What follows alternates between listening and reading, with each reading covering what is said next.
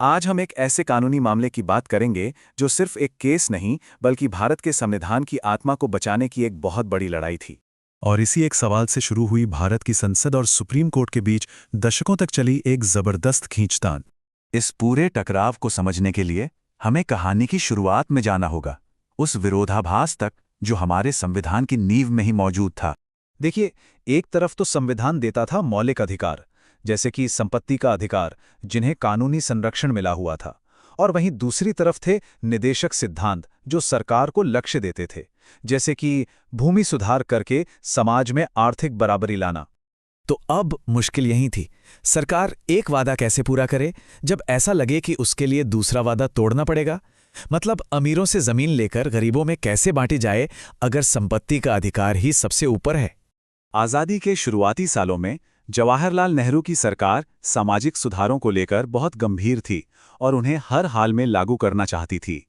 तो जब भी अदालतें भूमि सुधार कानूनों को मौलिक अधिकारों का उल्लंघन बताकर रद्द करतीं, संसद पलटकर सीधे संविधान में ही बदलाव कर देतीं। सरकार ने अपनी इसी ताकत का इस्तेमाल करके 1951 में पहला संशोधन पास किया और अपने सुधार कानूनों को एक तरह से अदालती जांच से बचा लिया। और शुरुआत में तो शंकरी प्रसाद केस में सुप्रीम कोर्ट भी इस बात से सहमत था। कोर्ट ने कहा कि हाँ, संसद की शक्ति असीमित है और वो मौलिक अधिकारों को भी बदल सकती है।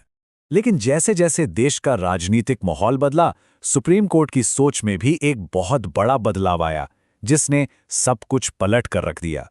1967 में गोलकनाथ केस के साथ एक जबरदस्त मोड़ आता है। सुप्रीम कोर्ट अपने पुराने फैसले से पूरी तरह पलट गया और इस बार कोर्ट ने साफ साफ कह दिया कि संसद की शक्ति असीमित नहीं है और वो मौलिक अधिकारों को नहीं छू सकती। इस फैसले ने एक बहुत बड़े टकराव की जमीन तैयार कर दी और इस टकराव के केंद्र में थी एक नई और बेहद शक्तिशाली प्रधानमंत्री इंदिरा गांधी। बैंकों के राष्ट्रीयकरण जैसी अपनी लोकप्रिय नीतियों के दम पर इंदिरा गांधी 1971 का चुनाव प्रचंड बहुमत से जीती। उन्हें 352 सीटें मिली, जो एक बहुत बड़ा जनादेश था। और इस भारी बहुमत की ताकत से उनकी सरकार ने एक के बाद एक जवाबी हमले किए। 24वें संशोधन से गोलकनाथ के फैसले को पलट दिया, 25वें संशोधन से संपत्ति के अधिकार को कमजोर किया और 26वें संशोधन से राजघरानों को मिलने वाले भत्ते बंद कर दिए। यानी सुप्रीम कोर्ट ने जो भी कानूनी रुकावटें खड़ी की थीं, उन्हें एक एक करके हटा दिया गया। इन सारे बदलावों का नतीजा था एक आखिरी और ऐतिहासिक कानूनी लड़ाई, केशवानंद भारती केस। एक ऐसा केस जिसने भारत के लोकतंत्र की परिभाषा हमेशा के लिए बदल दी।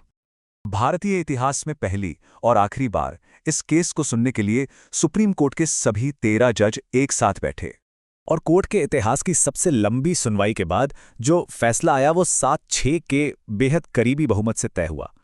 तो अदालत ने एक बहुत ही शानदार बीच का रास्ता निकाला। उन्होंने मूल संरचना के सिद्धांत को जन्म दिया।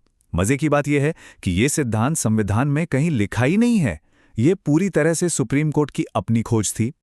इसका मतलब सीधा था, संसद की शक्ति बहुत ज्यादा है लेकिन असीमित नहीं।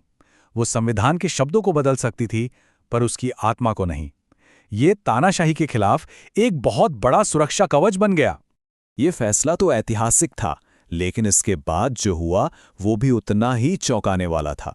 इससे पता चला कि दांव पर क्या लगा था। सरकार ने इसका बदला लिया। परंपरा को तोड़ते हुए फैसले में बहुमत के पक्ष में रहे 3 सबसे सीनियर जजों को नजरअंदाज किया गया और एक जूनियर जज को भारत का अगला चीफ जस्टिस बना दिया गया। लेकिन ये सिद्धांत आज भी कायम है।